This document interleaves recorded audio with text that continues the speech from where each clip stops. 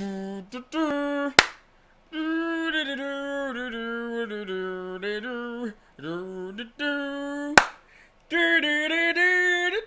feel like they would copyright me for music, literally, even though I'm the one singing it. But hey, moving forward. Hi everybody, what's up? It's the schizomanic, the insane game freak here, back at it again with another Pokemon 2019 anime episode review. This is episode 3. So let's kind of get into it. It's an interesting episode because it's the first episode that alludes to Go's history because Ash and him have a disagreement at the beginning of the episode, but it's not like carried out in the way I expected it to, which is for them to be fighting the majority of the episode and then like make up towards the end. It's more so like Ash is the kind of guy who doesn't really sweat the big things, and he's still and he's not a dick about it. I also like the fact that they kept in the continuity that Ash is the better like adventurer, whereas Go's probably the smart one. Because like Ash had to constantly help Go climb up the gym, which is an interesting statement because why are you building a new gym? Now here's the thing, and I know a lot of people are concerned about this because like, why is this a gym? We already have a gym in Vermilion City. When are we gonna meet Lieutenant Surge? Even though we know that the anime likes to fuck with new continuity. And here's my thing. I recognize that Pokemon is not the same anime anymore. Like, realistically, I think a lot of people are going to have to come to that conclusion that Pokemon just isn't the same. Ash isn't the same Ash anymore. He hasn't been the same Ash that I've grown to love probably since Diamond and Pearl. I think Diamond and Pearl was the last version of him that I could say was still kind of old school, and even that Ash was toned down. Best Wishes, X and Y, Sun and Moon.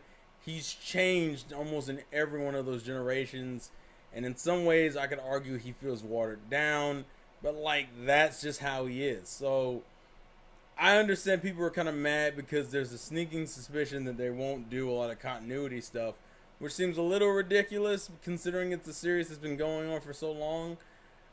They'll probably do some continuity, but they're probably going to skip other things, and it kind of just depends to the discretion of the studio and whether or not they want to write in all these little winks and nods, or if they give a damn to. Because I mean, realistically, a lot of these other regions don't have the same level of like what's the word I'm looking for? I guess like love behind them in terms of like ratings and shit.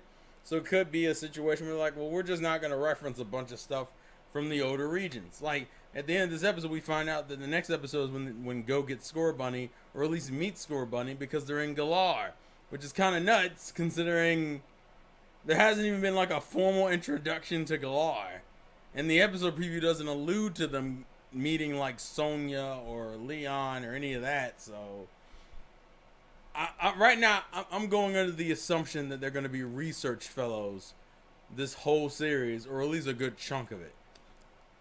But to tackle the episode itself, I think the one thing that bugged me, I think during like a good half of the episode, is the fact that like you got a bunch of fucking Venusaur on the top of this building in construction, and like nobody was concerned that you got these heavy ass Pokemon, a bunch of them on this like small ass platform. A little weird.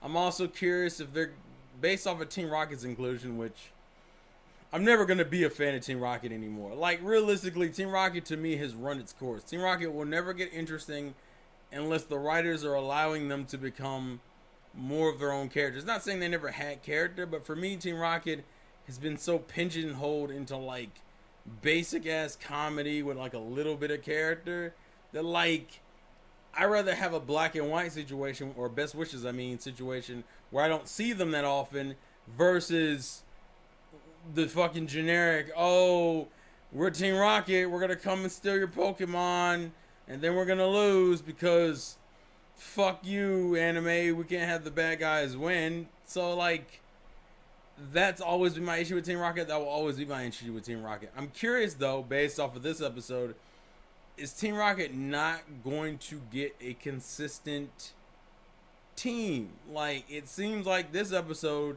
has them using this like capsule where like they have to rent a Pokemon So like, and they get like two pretty OP Pokemon from Jump, which is a fucking Gyarados and a Tyranitar.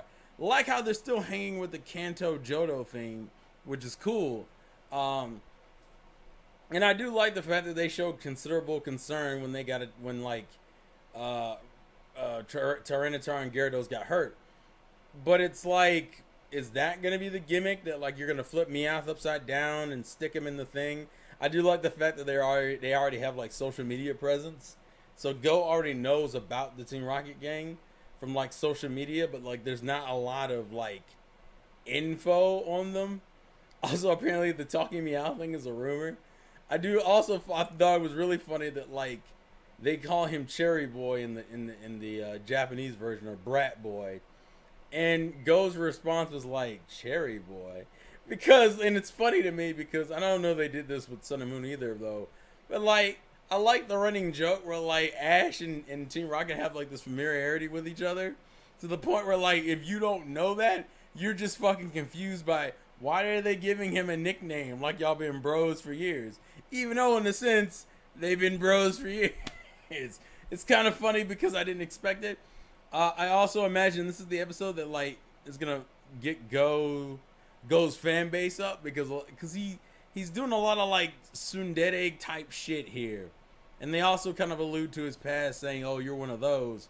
He's like one of the types that like tells, like, because the argument they have in the beginning is something along the lines of, "What's the problem with helping people?" And it's like, you gotta let people accomplish things in their own right, which I think is actually a fair interaction. The fact, and I even like how the episode proves that neither of them was completely wrong or completely right. That there's nothing wrong with helping people, but also you want people to stand on their own 2 feet, because this is creatures, these are animals, this is natural selection. If you can't make it, you ain't shit. Like, I like how that idea is still there, even if it isn't like 100% fleshed out. I still appreciate them throwing that in there because they didn't have to, so I appreciate the fact that they did. It creates an interesting dynamic. There's not, other than like the nonsense of, oh look, Pikachu's out here Okoing the fuck out of like Tyranitar, which from what I remember, well no, Tyranitar is what, Rock and Dark, so I guess that makes sense. He can't hit ground types, and I thought Tyranitar was ground, but he might be Rock and Dark. It seems a little weird for him to attack a Tyranitar and an electrical attack to work, but whatever. And I like the fact that the Ivysaur / Venusaur kind of like defended him, and you can see the difference between Go and Ash. Because my main concern was that they were gonna try to put them on the same tier, and I was like, that's not how this should work. Go should have his own strengths, and Ash should have his own strengths. And I like that this episode is a good representation, although it's more Ash's strengths than Go's strengths, but it's showing the character development with Go. And I appreciate that. And I like the fact that Ash is the type that's like, so what? We had an argument, whatever. Like, he let it roll off his back. Because even though they had fought, he still wasn't above, like, not helping him. He totally was going to still help Go get up there. Because he's not a dick. Ironically enough, which is different because Old School Ash probably would have been a dick about it. Although Old School Ash also would have been the one lagging behind, too. So I guess that's the difference. So even though I don't think it's intentional, it does show a sense of maturity that I appreciate from him. I like, I don't know, for me, I like the old school Kanto music choice they chose towards the end, where the Venusaur and Ivysaur, no, the Bulbasaur and Ivysaur were evolving. That was a nice thing. I also like the fact that I'm curious if there's going to be a running joke that if anything happens in Vermilion City, that like Ash's and Go's actions will indirectly fuck with Koharu. Because Koharu complains at the end of the episode of like, all this pollen flew around and all the flowers started blooming, so it took me longer.